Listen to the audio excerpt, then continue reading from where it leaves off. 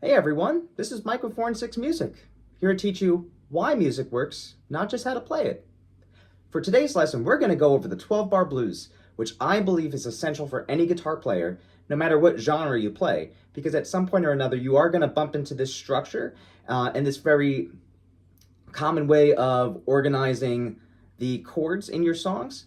And it's a good idea to be aware of it, right? Even if you're not into the blues, even if you don't play the blues, there are different genres that utilize the 12-bar blues, even if it's not blues necessarily, because a lot of Western music is blues influenced, right? So we're going to start off with our blues in A. And this is the key when I was young and first learning the instrument. This is the key that I used in order to learn the blues, right? And the reason why I like the key of A for learning the blues, especially as a guitarist, is because the chords, we can play all these chords open, which is extremely helpful, especially for beginners. So you don't have to play any bar chords, which if you don't know what those are, check out some of my past videos, such as the major and minor chord videos, because I do go over bar chords in those and how to play them and how to figure out what the bar chord is and all that. So let's start off with why it's called the 12-bar blues. Well, it's called the 12-bar blues because it is 12 measures long. So in music, a bar would be another word for measure. So rather than saying 12 measure blues, which doesn't come off the tongue quite as nicely, we call it the 12-bar blues. And after the 12 bars are finished, we don't just end the song, or else that would be very quick. Instead, we repeat and we play the 12 bars again. So the nice thing about this song structure is that by the end, we go back to the beginning and we constantly repeat and we go back. So it's really nice as far as playing the music and memorizing it, because there's not a whole lot that we have to do as far as the memorization goes. All we have to do is memorize 12 measures and then we're good to go. It also helps when it comes to improvising, because when you start improvising, it's going to be a little tricky keeping track of where you are in the music. The nice thing about the 12-bar blues is it's 12 measures, so it's not overly long, and the chord structure is very straightforward, and I believe very approachable, especially for a beginner, to hear out where these changes happen. Because when you're improvising, you want to be able to listen to the rhythm section and what they're playing as you're playing. You don't want to just drown them out so that you're concentrating on what you're playing on the guitar. You want to listen to what they're playing, because that's going to determine what you do on your instrument, and vice versa. Because if you're doing something a little bit different, the rhythm section would probably be following along with you as well, especially if their ears are pretty good at listening. So let's get started with the 12-bar blues. So for the 12-bar blues, we're going to start off with our A chord.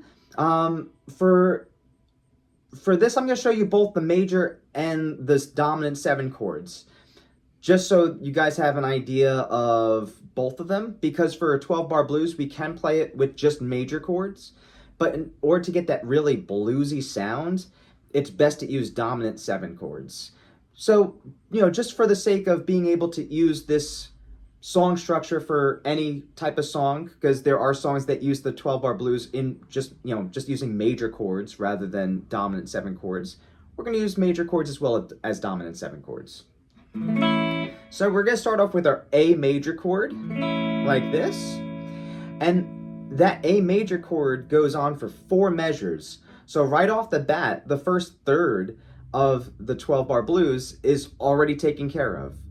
First 4 bars or first 4 measures, we have 1 chord, and that's A major. Again, we can also use our dominant 7 chord over here. So to play that dominant 7 chord, all we have to do is take the middle finger off our 3rd string, and then we have our A7. So again, A major, A7. After those 12 measures, on the 5th measure, 5th and 6th measure, we play our D major chord, or our D7, which is pretty much a mirror image of our D major. So here's our D major.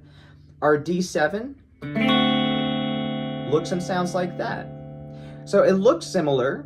We're still using 4 strings, But the big difference is that we're going from this to this. So again, it's almost like a mirror image of the major chord, the D7 chord. So that goes on for measures 5 and 6. And then for measures 7 and 8, we go back to our A major or A dominant 7 chord. And then the last 4 measures of the song are the most involved. So I would say those first 8 measures are pretty straightforward. And especially as a beginner, I feel like the first 8 measures are going to be fairly approachable. But then once we get to the last 4 measures, that's when things start to get a little trickier because we're going to be changing the chords every single measure. So we start off with our E7 or E major chord. So here's our E major chord. And our E7, all we have to do is take off our, which finger is that? I can't even count today. Our third finger off the D string. And that's our E7 chord. So again, E major, E7. So we play that on measure 9, E major. Then we go to our D for measure 10. Measure 11, we go back to A. And then the last measure, 12th measure, we go to the E. And the reason why we do that is because after that E, the ear wants to go back home, which is our A chord.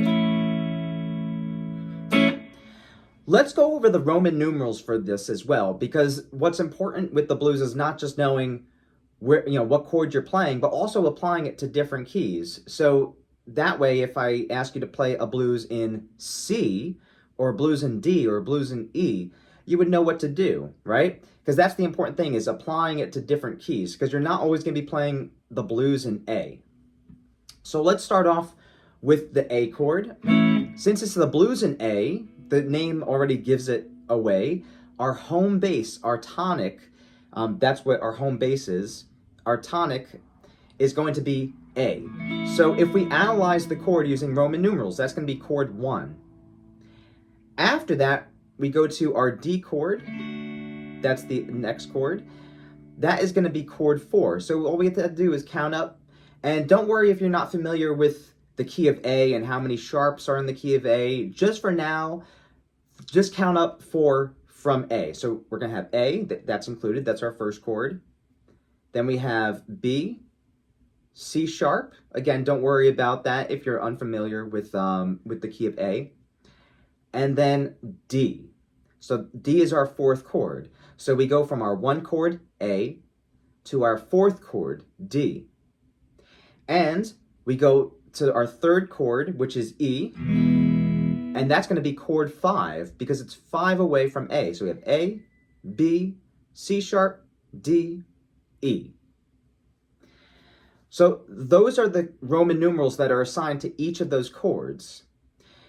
Now let me play through the blues in A, and then afterwards I'll play through a blues in, we'll do the blues in D. We'll do the blues in D, because that one also uses open chords, so I think that'll be a little bit easier for you guys, especially if you're unfamiliar with the 12-bar blues.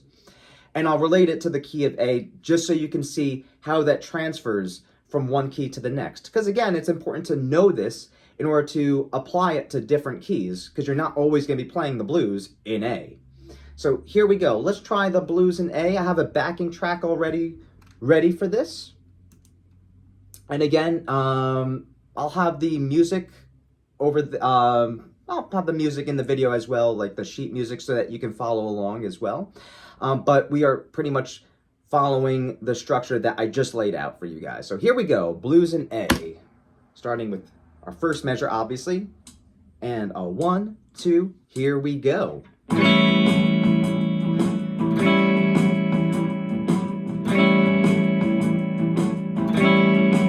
D7, back to A7, E7, D7, A7, back to E7, then back to the beginning, 1. So that's our 1 chord, our A7, 4, 1, 5, 4, 1, 5. Just like that. So that's our 12-bar blues. I just cycled through it twice, so I played through the 12-bar blues twice. And again, the 12-bar blues is nice because once you're finished, you just repeat and you start from the beginning again. So not too much that you have to memorize. So when I went through it the second time, I was using the Roman numerals, whether it was the 1 chord, 4, or the 5th chord. Because again, when you transfer that to a different key, let's say the key of D, let's say the key of D, when you transfer that to the key of D, it's going to be a lot easier. So let's have a look at that. 12-bar blues in the key of D. Again, just so we can apply it to a different key, because again, we're not always going to be playing the blues in A. So our first chord is our D7. And again, just like with the A, the blues in A, we can either use major or dominant 7 chords. The dominant 7 chords do give a more bluesy sound. So for this, I'm just going to use 7 chords. So we start off with our D7, our new 1 chord. So now that we are playing the blues in D, not blues in A, our 1 chord is now going to be D. So that means afterwards we have to find our 4th chord that occurs on the 5th measure, right? Because the first 4 measures is just going to be that D7 chord. So we have the D7, 4 measures. How do we figure out the next chord? Well, again, just count up 4 from D. So we have D, E, F sharp, G. So that means our 4th chord is going to be G, or G7 chord. Play that for 2 measures. Back to our home chord, our home bass, our tonic, D7. Now the last 4 measures, the best part, we start off with our 5th chord. So from D, our home bass, D, E, F sharp, G, A. So our A7 is going to be our 5th chord. So we have 5, A7, 4, G7, 1, D7, and then back to 5, our A7, because that's going to want to push the listener towards resolving that, which goes back to our 1 chord, our tonic. So now let me play the 12-bar blues in D, just so you guys could hear the similarities and differences between this and the 12-bar blues in A. Here we go, from the beginning.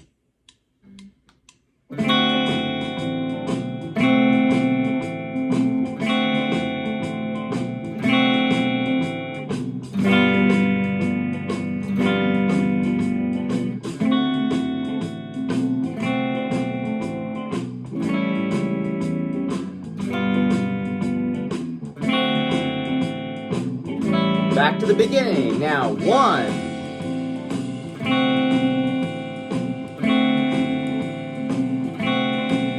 4, 1, 5, 4, 1, 5, back to 1. And that's how the 12-bar blues works. Again, we did it in the key of A and in the key of D. And these are 2 pretty common keys that you're going to be playing the blues in, especially as a guitarist, because for those 2 keys, we can use all open chords, and it sounds great. Whereas with some of the other keys, such as the key of C, for example, for that one, we do have our F7, which is going to be a bar chord, right? So there are certain keys where we are going to be using bar chords. Key of B flat, which is a very popular key as well. For B flat, it's pretty much all bar chords. So that's going to be a little bit tricky for a beginner, right? Again, for a beginner, I would suggest doing the key of A, key of D. After that, move to the key of E, because with the key of E, we have our E chord. That's our 1 chord. And then 4 from E. Again, don't worry about the key signature if you're not familiar with the sharps or flats or anything like that. Just count up 4 from E. So we have E, F sharp, G sharp, A. So we have A, that's our 4th chord. And then the 5th chord is just going to be 1 up from A, or B. So we have E, or E7, A, or A7. Now for the B, the original one, we have a bar chord for our B major, but for the B7, yes, we can play a bar chord as well, but we also have an open choice for this, just like that. And for the B7, this involves all 4 of our fingers. So this is one of the open chords that is pretty involved compared to the others, because again, we're using all 4 of our fingers for that. So it's not the easiest for a beginner, but like I said, after the key of A, the key of D, I would suggest going to the key of E and playing that 12-bar blues using the key of E. And getting used to that, especially that B7 chord, because you are going to see that chord quite a bit. And as you're learning chords, you should be slowly integrating them into your playing. And the best way to do that is by playing songs. And if you're not sure about what songs to play, a 12-bar blues is always a great way to practice them because you have the structure there already. And it's a structure that you're going to see in a lot of different types of songs. And it's a good idea to really listen and get the chord changes in your ear as well. Because when you hear, let's say, a one chord going to a 4 chord, you'll recognize that movement. And when you hear that, you'll be able to tell what chord you're going to much easier than if you have no idea what that sounds like.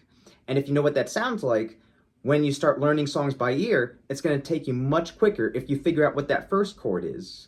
Because if you figure out the first chord and you hear that first chord going to the 4th chord, again, you get that in your ear and you know, oh, okay, that first chord, next, the 4th chord. So again, don't just learn one key in the blues. Learn it in as many keys, if not all the keys. And like I said, for a beginner, start off with A, then D, and then move along to the key of E, and then take it from there. And if you're not sure, where to go from the key of E, then call me up, and I will help you because that's what I do. So if you would like to book a private lesson with me, Michael DeJavine, 4-6 Music, you can fill out the booking form below. I'll get back to you within 24 hours and help you out with the other keys of the 12-bar blues and how to improvise over them, how to use different chords with the 12-bar blues, what different chords look like, what they sound like, why those chords are considered applicable to the 12-bar blues and not just the open chords that we went over. So there's so much that we can do just with the 12-bar blues, and that's not even touching on the application in other different genres of music, such as punk, such as metal, such as classic rock, such as funk, such as R&B. The list goes on. So anyway, fill out the booking form. I'll get back to you within 24 hours. If not, then I'll see you guys in the next video. So until then, rock and roll.